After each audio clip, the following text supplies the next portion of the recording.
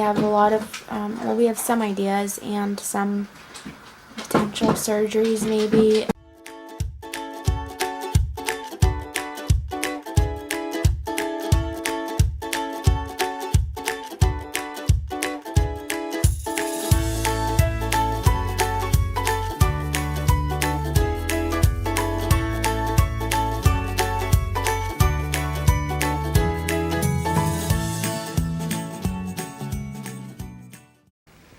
Hi guys, happy 7th. Today I have my orthopedic appointment. We've been waiting for this for a couple months now, but I was in the hospital, so we had to reschedule, and this was the soonest they had because my doctor went on vacation. So today I plan on talking about a bunch of different things. I think I sort of touched on this in yesterday's vlog. Today I've just had a really tough start to the morning, so I didn't really feel like picking up the camera. And I don't really know if I ever actually explained what happened. So 4th of July, 3 days ago, we went to the ER because I was feeling symptoms of a UTI, which is pretty common for people who self-cath and straight cath. I do it every 6 hours. I'm supposed to be doing it every 3 hours, but that's a different story. So I ended up feeling like I had a UTI, even though I was just recovering from one 2 days prior. So we went to the ER, and the urinalysis came back negative.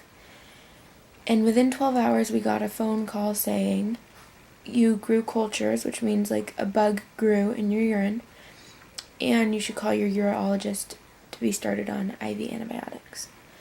So we called my urologist, who said, we don't really know what to start you on because you need IV antibiotics, and unless you can take oral antibiotics, which I can't because my GI system is shut down, we can't really do much for you since we don't prescribe IV antibiotics. So we had to go back to the ER the 5th of July, 2 days ago, where I got one dose of an IV antibiotic that we hoped would be sensitive to the bacteria I was growing would be sensitive to this antibiotic. So then the next day, yesterday, we talked to the doctor in the morning, who said I did grow sensitivities, and my sensitivities showed that the antibiotic I did get would work to treat this bacteria. So all of yesterday we were going back and forth because my urologist wanted me to be admitted for these antibiotics. And because I was just admitted and my immune system was not doing great from the admission, we were really hoping that wouldn't happen. So my pediatrician talked my urologist out of being admitted as long as we could get a 6 days course of IV antibiotics at my house by 9 p.m., which would be 24 hours from my previous dose. So in the end, we got those IV antibiotics, and they came last night, and I did them. I did my first dose last night. I had my Epi and my IV Benadryl by me just in case I had a reaction, even though I have taken this antibiotic before with no reaction, but just in case. And so tonight I'll have a second dose, and then I'll have 4 more days of it, and if I'm not feeling better by Sunday, we have to go in to be admitted. So that's sort of the update. I know that was sort of long, but I don't think I explained it in full detail. I think I mentioned bits and pieces, but I didn't explain the whole situation. So that's the whole situation. I'm still feeling a lot of symptoms from my UTI, so I'm hoping that goes away. Again, if it doesn't, or if my pain gets worse, we have to go in and be admitted, which is, frustrating. But I'm really excited about this orthopedic appointment because I don't have many doctors who know as much about EDS, also known as Ehlers-Danlos syndrome, for those of you just starting to watch this, as he does. And he doesn't know everything about it, but he is EDS knowledgeable,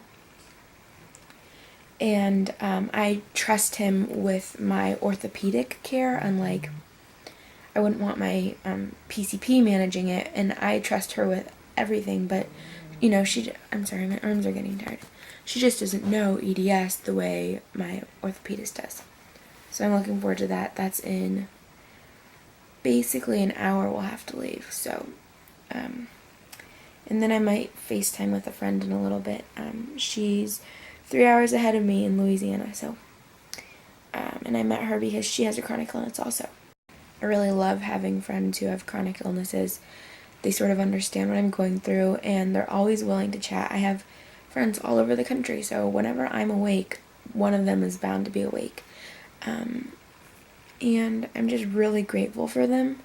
They've been my biggest support system, obviously besides my parents, but sometimes they're more supportive than my friends in actual life, which is sort of sad, but understandable considering my friends in actual life have, like, lives to live and things to do, and my friends with chronic illnesses sort of understand the changes, how chronic illness changes, and also how, like, you know, we might just need somebody to vent to, and sometimes it's crappy to hear somebody else's problems, but then that person feels so much better and they're able to help you and you have problems. It's just a big relationship that I'm so grateful I have with my friends that I've met and connected with through social media. I wouldn't have met any of these people without social media, so I'm so thankful for it. And I wouldn't have gotten my POTS diagnosis without social media. So I really can credit Instagram and Facebook for my ability to stay alive, because if I hadn't got diagnosed with POTS, I wouldn't have found my cardiologist, who sent me to my GI, who sent me to the specialist who diagnosed me with this and put me on TPN. Like, none of that would have happened. I don't know how it would have happened. So anyways, today I'm just feeling really thankful for my friends who have been so supportive and are there for me all the time. We are at the appointment. So I just have to get my mask on and then I gotta go. Bye. Okay, we are home from the appointment. It was a long appointment, and I will update more once I talk to my family about everything that we talked about. We have a lot of, we have some ideas and some potential surgeries maybe. I'm just so exhausted I fell asleep in the car, and we picked up Dasher on the way home. So he's the background noise you hear right now. He's eating dinner. But I'm really happy to have my orthopedist on my team. He is the most EDS knowledgeable doctor I have, and I have some EDS, like, not knowledgeable, but they know a little bit, but he really knows his stuff, so I'm really glad I have him on my team, and that he's willing to work with such a complex patient.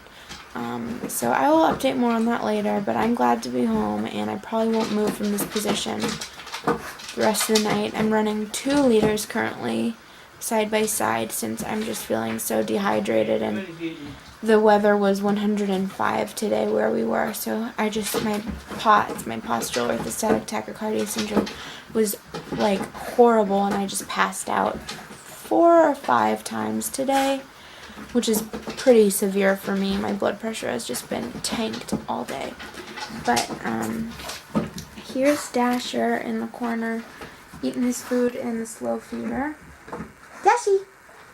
Let's see if he'll look. Dashi! No, he's way too interested in his food. And that's totally fine with me. There's my buddy. Come here. Puppy, puppy. Come here. Come here, baby.